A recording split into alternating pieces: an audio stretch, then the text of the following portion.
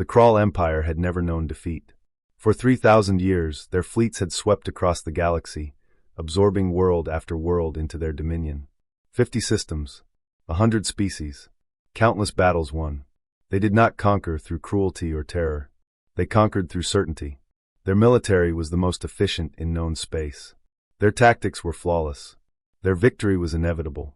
When their scouts reported a new world at the edge of the galaxy, a blue-green planet called Earth, inhabited by a species called humans, the Krull High Command did not hesitate. Another world. Another species. Another victory. The invasion fleet was massive. 1,000 ships, ranging from troop carriers to orbital bombardment platforms, emerged from FTL at the edge of the Sol system. They moved inward with the slow, confident precision of predators who had never encountered prey capable of resistance. Admiral Vorn, commander of the expedition, watched from the bridge of his flagship as Earth grew larger on the view screen. It was beautiful. Blue oceans, green continents, white clouds swirling in peaceful patterns. The kind of world that produced soft, gentle species. The kind of world that surrendered quickly. Deploy the ground troops, he ordered. Standard pacification protocols. Minimal force. Maximum efficiency.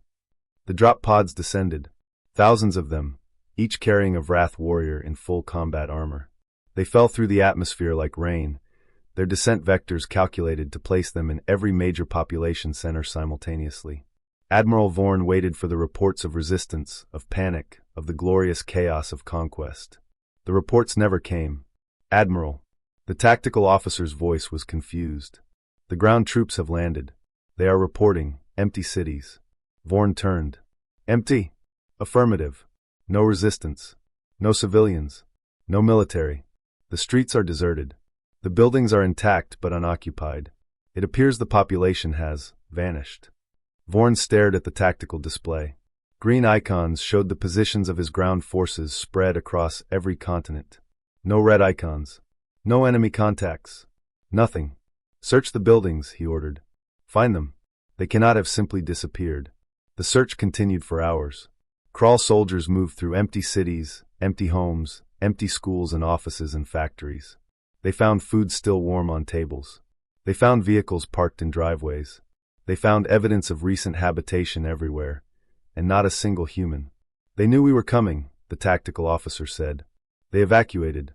But where? We would have detected any mass exodus. Vorn had no answer.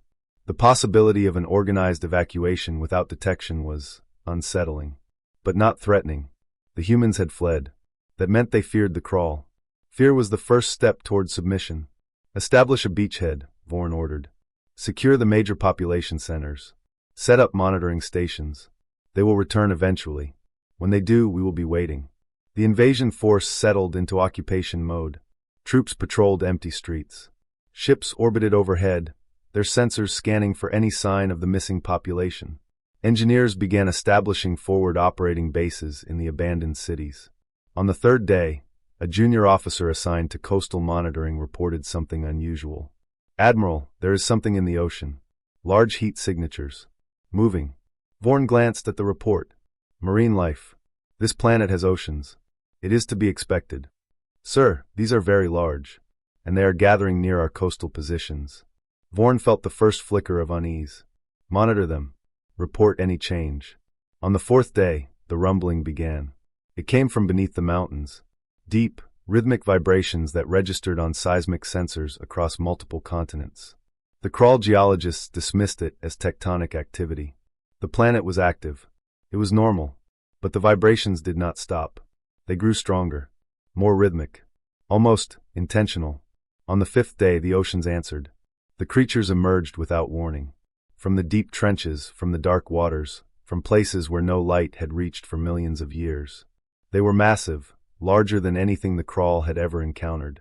Their forms were ancient, armored, designed by evolution for one purpose, survival. They moved toward the coastal positions with terrible purpose.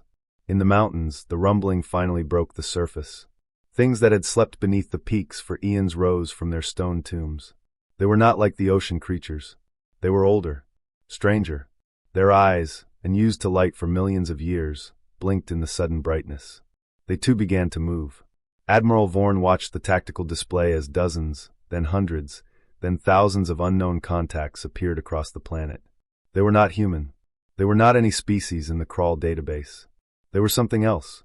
Something that had been here long before humanity. "Admiral," the tactical officer whispered, his voice hollow. "They are surrounding our positions. They are not attacking. They are just waiting." Vorn stared at the display. At the silent cities. At the vanished humans. At the ancient things rising from the depths. "What are they?" he asked. No one answered. No one knew. But in the empty cities, in the abandoned homes, in the places where humanity had been, there was a sense of watching, of waiting, of something ancient and patient finally stirring. The invasion had gone wrong. Not because the humans had fought back, but because the humans had stepped aside, and something else had taken their place. The third night fell over Earth like a shroud. The Crawl occupation forces had settled into their positions, patrolling empty streets and monitoring silent cities. The humans had not returned. The planet remained quiet. Then the oceans erupted. It began without warning. A coastal monitoring station, near what had once been Tokyo, reported massive heat signatures moving at impossible speed toward the shore. Before the officer could complete his report, the first creature emerged. It was colossal. Its body was a mountain of ancient flesh and armored scales, its eyes the size of spacecraft, its mouth a cavern lined with teeth that had not tasted prey in millions of years. It moved with terrible purpose, crushing Crawl defensive positions beneath its bulk as if they were toys. Plasma fire lit the night. Crawl soldiers, trained for any combat scenario, opened fire with their most powerful weapons. The bolt struck the creature's hide and vanished. Absorbed. Ignored. The creature kept coming. From the skies, other things descended. Winged hunters that had ruled the air before humanity's ancestors climbed down from the trees. Their cries were ancient, piercing, full of a hunger that had slept for eons. They dove into Crawl formations, their talons tearing through armor as if it were paper. Soldiers screamed and fell. The hunters rose again, circling for another pass. In the mountains, the earth itself opened. Things that had slept beneath the peaks emerged from their stone tombs. Armored behemoths, their bodies designed by evolution for a world that no longer existed. They moved with slow, grinding purpose, crushing Crawl outposts beneath their massive feet. Their eyes, unused to light for millions of years, blinked in the sudden brightness. They did not seem confused. They seemed focused. Admiral Vorn watched from orbit as his ground forces were systematically destroyed. The tactical display that had shown green icons in neat formations now showed a chaotic sea of red. Contacts everywhere. Unknown signatures multiplying by the minute. "What are they?" he demanded. "Where are they coming from?" His science officer, a Quarn specialist in planetary biology, was pale with shock. "Admiral, these creatures, they should not exist. They are from Earth's deep past. The fossil record shows similar forms, but they went extinct millions of years ago." "Extinct things do not attack my soldiers," Vorn snarled. "Destroy them. Orbital strikes. Now." The fleet above opened fire. Beams of concentrated energy lanced down from orbit, striking at the largest concentrations of unknown contacts. The strikes were devastating, capable of vaporizing anything in their path. The creatures absorbed them and kept coming. One massive behemoth, struck directly by an orbital cannon, paused for a moment. Its armored hide glowed with heat. Then it shook itself like a dog shaking off water and continued its advance. "They are not dying," the tactical officer whispered. "Admiral, they are not dying." Vorn watched in horror as his ground forces, the finest soldiers in the Crawl Empire, were overwhelmed by things that should not exist. Plasma rifles did nothing. Heavy artillery slowed them briefly. Orbital strikes annoyed them. The creatures did not tire. They did not fear. They did not stop. On the ground, a young Crawl soldier named Kale watched her squadmates fall one by one. She had survived 3 planetary campaigns, a dozen major battles, countless skirmishes. She had never seen anything like this. A winged hunter descended toward her position. She raised her rifle, fired, and watched the bolts disappear into its hide. It did not slow. It did not even blink. Kale closed her eyes and waited for death. It did not come. She opened her eyes. The hunter was hovering above her, its ancient eyes fixed on her face. It did not attack. It simply looked. Then it rose into the air and continued its hunt elsewhere. Kale did not understand. She would never understand. In the mountains, the armored behemoths reached the Crawl forward operating base. The soldiers there had dug in, prepared for a siege. They fired everything they had. The behemoths walked through it. The base fell in 17 minutes. By dawn, the crawl ground forces had been reduced by 40%. Those who survived had retreated to fortified positions, surrounded on all sides by creatures that did not attack but did not leave. They simply waited. Admiral Vorn stared at the tactical display, his mind racing through options that did not exist. Reinforcements? They would be slaughtered. Orbital bombardment? It had already failed. Evacuation? The creatures surrounded every landing zone. He had conquered 50 worlds. He had never faced an enemy like this. Admiral, his communications officer said, her voice shaking. We are receiving a signal. From the surface. What kind of signal? It is a broadcast. On all frequencies. It is not from the creatures. She paused. It is from the humans. Vorn's blood ran cold. Put it through.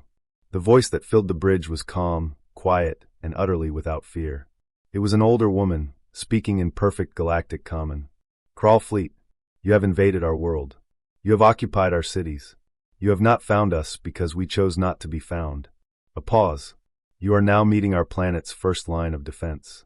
They have been here longer than we have. They have seen empires rise and fall. They have slept through ice ages and asteroid strikes, and everything else the universe has thrown at them. Another pause. The woman's voice did not change. They are not our soldiers. They are not our weapons. They are our planet. And you have awakened them. The transmission ended. Vorn stared at the silent speaker. Around him, his bridge crew sat frozen, their faces pale with a terror none of them had ever experienced. On the surface, the creatures continued their patient watch. They did not attack. They did not retreat. They simply waited. And in the empty cities, in the abandoned homes, in the places where humanity had been, there was a sense of something watching. Something that had been here all along. The invasion had awakened more than they knew. And the first response was just the beginning. The Crawl High Command watched from orbit in stunned silence. The tactical display, once a neat grid of green icons representing the most powerful invasion force in galactic history, was now a chaotic sea of red. Ground units were being isolated, surrounded, and eliminated with a precision that spoke of coordinated intelligence. But that was impossible. These were beasts. Animals. They should not be capable of strategy. Admiral Vorn stared at the display, his mind racing through 3,000 years of military history. Nothing prepared him for this. Pull back, he ordered. Consolidate our forces. Create defensive perimeters. The orders went out. They were not answered. Admiral, his tactical officer said, her voice hollow. Our units cannot move. They are surrounded. The creatures are not attacking, they are just holding position, blocking every escape route. Vorn zoomed in on a sector. A company of Crawl soldiers, pinned down in what had once been a human city, was completely encircled by winged hunters. The creatures did not attack. They simply perched on buildings and waited. Another sector. Armored behemoths had formed a wall around a forward operating base. They did not charge. They did not roar. They stood motionless, their ancient eyes fixed on the trapped soldiers. They are hurting them, Vorn whispered. They are not killing. They are containing. His science officer, still pale from earlier revelations, spoke hesitantly. Admiral, I have been analyzing the creature movements. They are not random. They are responding to each other, coordinating in ways that suggest communication. Intelligence. That is impossible, a junior officer protested. They are animals. Are they? The science officer pulled up data. These creatures have been on Earth for millions of years. They predate humanity by a wide margin. They survived ice ages, asteroid impacts, climate shifts that should have wiped them out. They did not survive by being mindless. He highlighted a pattern on the display. Look at their movements. They are not attacking randomly. They are systematically isolating our forces, cutting supply lines, blocking reinforcement routes. This is not animal behavior. This is military tactics. The bridge fell silent. A communication officer raised a trembling manipulator. Admiral, we are receiving another transmission from the surface. The same human woman. Play it. The calm voice filled the bridge once more. Crawl command. You are witnessing something your species has never encountered. You are not fighting animals. You are not fighting monsters. You are fighting Earth's immune system. A pause. The woman's voice was patient, almost educational. Millions of years ago, this planet was covered in creatures like the ones you now face. They were the dominant life forms. Then humanity emerged. We competed with them. We fought them. We learned from them. and eventually, we reached an understanding. Another pause. They retreated to the places we could not reach. The deep oceans, the mountain caves, the untouched wilderness. They slept. They waited. And we agreed to leave them alone, as long as they did the same. The woman's voice hardened slightly. But they never forgot their purpose. They are not our pets or our weapons. They are our planet's original guardians. They existed here long before us, and they will exist here long after. We are just the current caretakers. The transmission paused again. When it resumed, the voice was quiet, almost sad. You invaded Earth. You did not invade humanity alone. You invaded everything that has ever lived here. And everything that has ever lived here has answered. The transmission ended. Admiral Vorn sat in his command chair, the weight of 10,000 years of planetary history pressing down on him. He had conquered 50 worlds. He had never encountered a species that was not the dominant life form on its planet. He had never considered that a world might have multiple layers of guardians, each waiting in the depths for an invader foolish enough to disturb them. "Admiral," his tactical officer said, "what do we do?" Vorn looked at the display, at his trapped soldiers, at the creatures that surrounded them with patient, ancient intelligence, at the silent cities where humanity waited, watching, letting their planet fight for them. "We wait," he said. "We observe. We try to understand. And if we cannot..." Vorn had no answer. For the first time in 3,000 years, the Krall Empire had encountered something it could not conquer. On the surface, the creatures continued their patient vigil. They did not attack. They did not retreat. They simply waited, ancient and unstoppable, for the invaders to make the next move. And in the depths of the oceans, in the darkness of the caves, in the places where humanity had never fully explored, other things stirred. Older things. Things that had been sleeping since before the first cell crawled onto land. The infection had been detected. The immune system had responded. And now the planet waited to see if the invaders would flee or be consumed. The Krall had awakened something they could never understand. Something that had been here long before them, and would be here long after. Something that did not conquer worlds. It simply endured. The 72 hours that followed were the longest in Krall history. The creatures did not attack. They did not need to. They simply existed. Everywhere. Surrounding every position, blocking every route, watching with ancient eyes that held no fear and no mercy. Supply lines were cut. Reinforcements could not land. Wounded could not be evacuated. The Krall soldiers, trapped in their defensive perimeters, watched their food and ammunition dwindle while the creatures waited with infinite patience. Some soldiers tried to break out. They did not return. The creatures did not kill them, not quickly, not visibly. They simply absorbed them, swallowed them into the chaos of claws and fangs and ancient fury. Others tried to negotiate. They broadcast pleas, offers, promises. The creatures did not respond. They did not understand galactic common. They did not understand anything except their purpose. By the 48th hour, the first units began to break. Not militarily. Psychologically. Soldiers who had faced enemy fire without flinching now sat in the dirt, staring at the surrounding creatures with hollow eyes. They had trained for combat. They had not trained for this. By the 63rd hour, the retreat was no longer ordered. It was instinct. Survivors fled toward any landing zone that might still be accessible, abandoning equipment, abandoning comrades, abandoning every principle of Krall military doctrine. The creatures let them go. They did not pursue. They did not attack the fleeing soldiers. They simply opened paths like a sea parting and watched as the invaders streamed toward their ships. Admiral Vorn watched from orbit as his proud invasion force dissolved into chaos.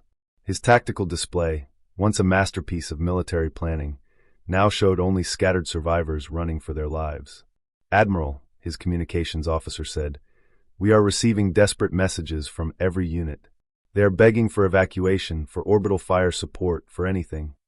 Vorn shook his head. "We cannot land. The creatures control the ground. Any ship that descends will be swarmed. Then what do we do? We cannot abandon them." Vorn was silent for a long moment. Then he made a decision that would haunt him for the rest of his life. "Open a channel to Earth. All frequencies. Broadcast on repeat." The channel opened. Vorn spoke, his voice steady despite the chaos below. "Earth.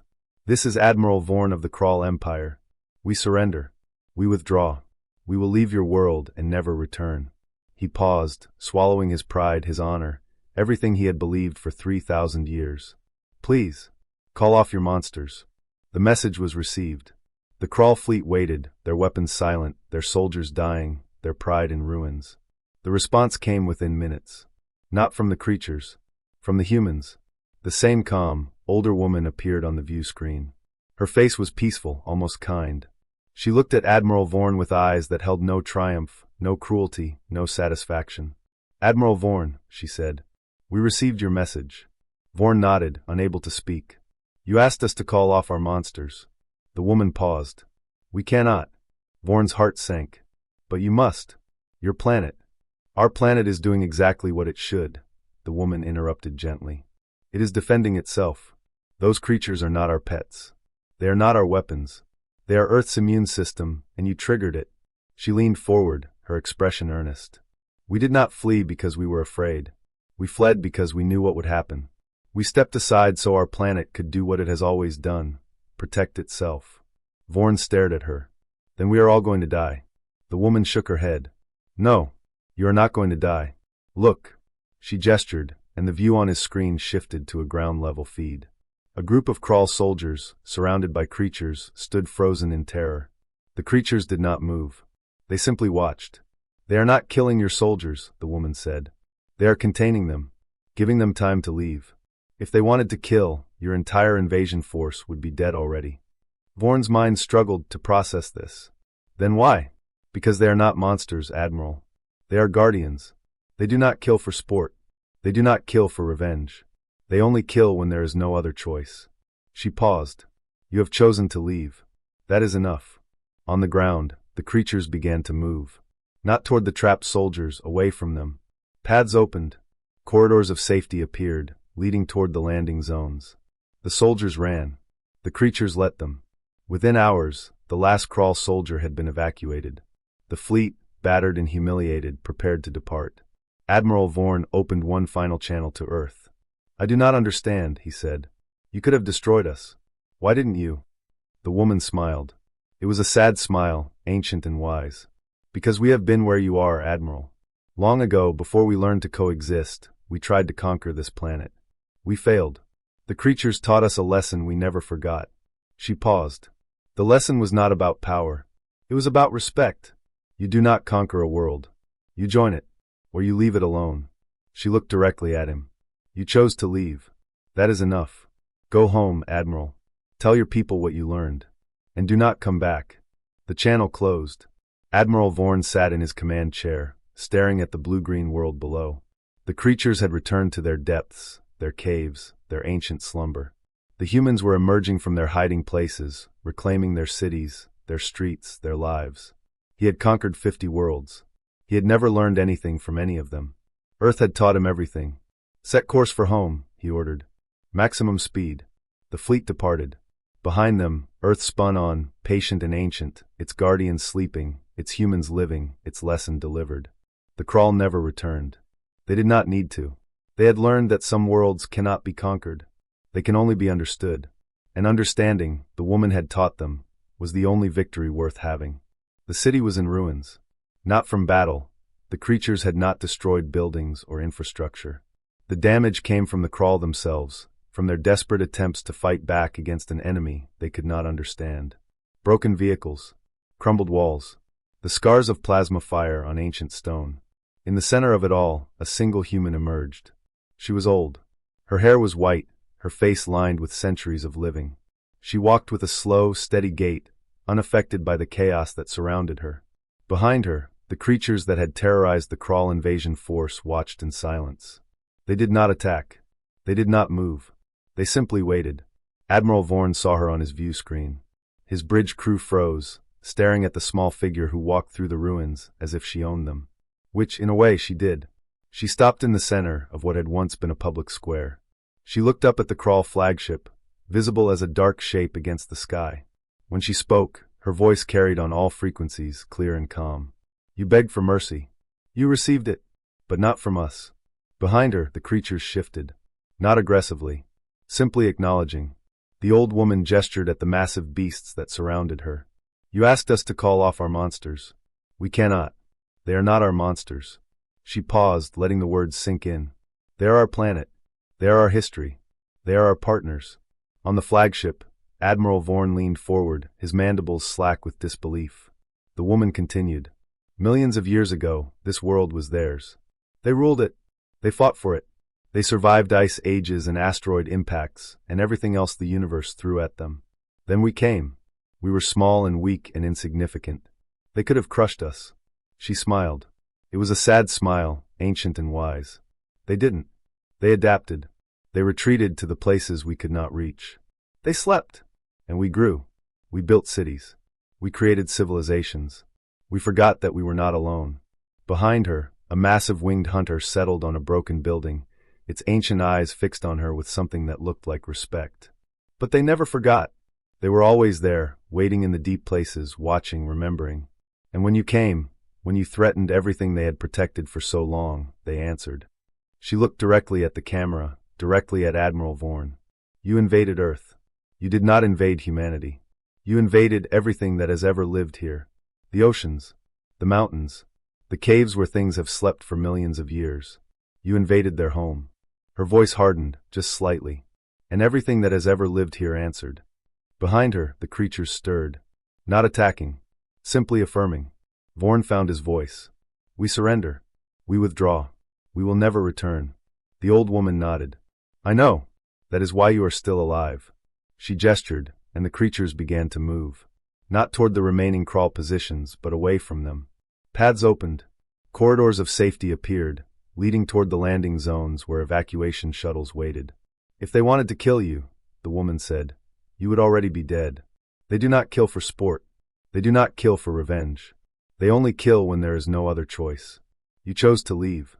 That is enough. Vorn watched as his remaining soldiers streamed toward the evacuation points, the creatures parting before them like a sea before a ship. I do not understand, he admitted. You could have destroyed us. Why didn't you? The woman smiled again, that same ancient, knowing smile. Because we have been where you are, Admiral. Long ago, before we learned to coexist, we tried to conquer this planet. We failed. The creatures taught us a lesson we never forgot. She paused.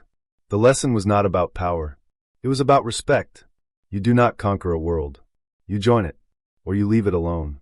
She looked up at the flagship, at the thousands of ships waiting in orbit, at the empire that had been humbled by a world that refused to be conquered. You chose to leave. That is enough. Go home, Admiral. Tell your people what you learned. And do not come back. The channel closed. Vorn sat in his command chair, staring at the blue-green world below. The last of his soldiers were aboard. The creatures had returned to their depths, their caves, their ancient slumber. The humans were emerging from their hiding places, reclaiming their cities, their streets, their lives. He had conquered 50 worlds. He had never learned anything from any of them. Earth had taught him everything. Set course for home, he ordered. Maximum speed. We are never coming back. The fleet departed. Behind them, Earth spun on, patient and ancient, its guardians sleeping, its humans living, its lesson delivered. In the years that followed, the story spread. The Kral Empire, humbled, told their tale to anyone who would listen. Other species, hearing of a world that defended itself with creatures that should not exist, marked Earth on their charts with a new symbol. Not a warning. Not a quarantine. A reminder. This world is not for taking. And the humans? They returned to their cities. They rebuilt what had been damaged. They lived their lives as they always had. But they never forgot. They never forgot that they were not alone. That the deep places held things older than memory.